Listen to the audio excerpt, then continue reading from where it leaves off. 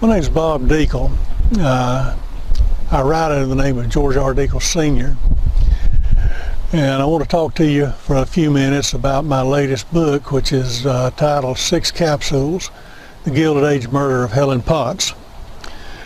It's a book which has won 2 awards so far, a silver medal from the Independent Publishers Association in the category of nonfiction regional, and a gold medal from the Florida Authors and Publishers Association in the category of nonfiction political.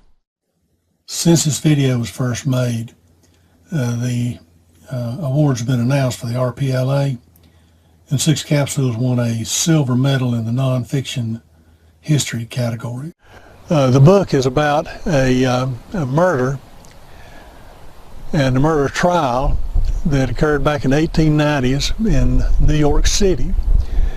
It involved a kind of a love triangle between a very beautiful young lady by the name of Helen Potts, her love interest, a brilliant, charismatic young medical student by the name of Carlisle W. Harris, and the third leg of the love triangle was Carlisle Harris's mother, who loved him very much and would do anything within her power to try to save him from the predicament that he got himself into when he poisoned his wife.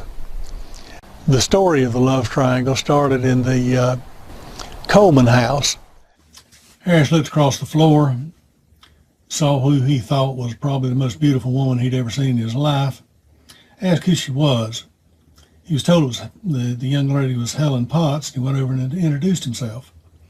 And thus began a courtship that culminated in Harris talking Helen into marrying him secretly.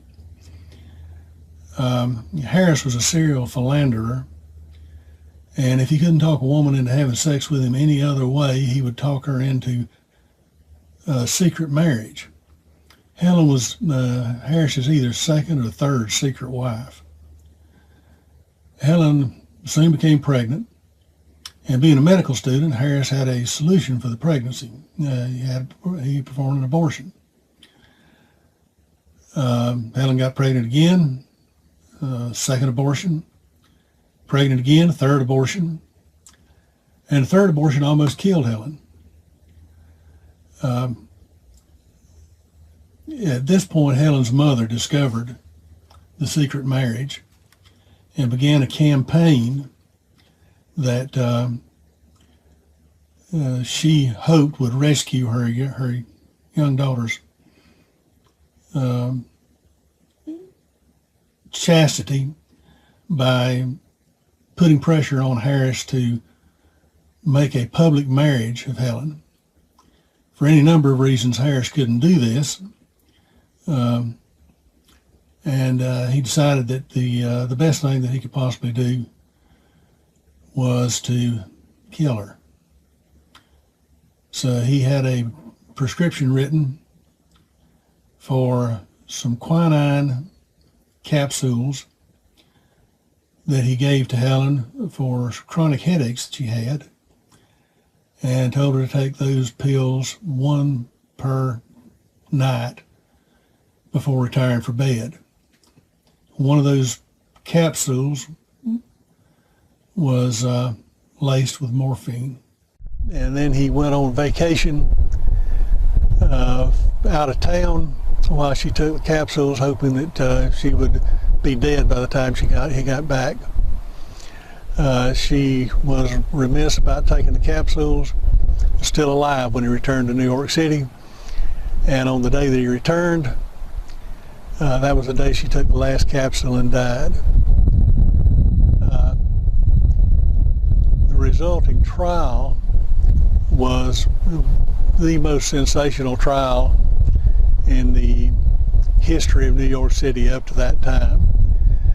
It launched the career of 2 of the most famous prosecutors in the history of New York City, a gentleman by the name of Francis L. Wellman and another gentleman by the name of William Travers Jerome. Wellman prosecuted the case, Jerome defended it. The case lasted approximately 2 weeks, and it was beset by controversy from the very beginning. It was a circumstantial evidence case. There were all kinds of issues about pretrial publicity, circumstantial evidence, capital punishment, any number of other things. And the larger-than-life personalities of both Wellman and Jerome added a tremendous amount of color to the trial. After the trial was over, Harris was convicted of murder, sentenced to death. There was a very what's the word I'm looking for?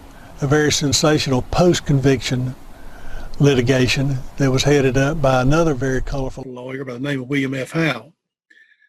And the case was controversial for about the next year until Harris was finally executed.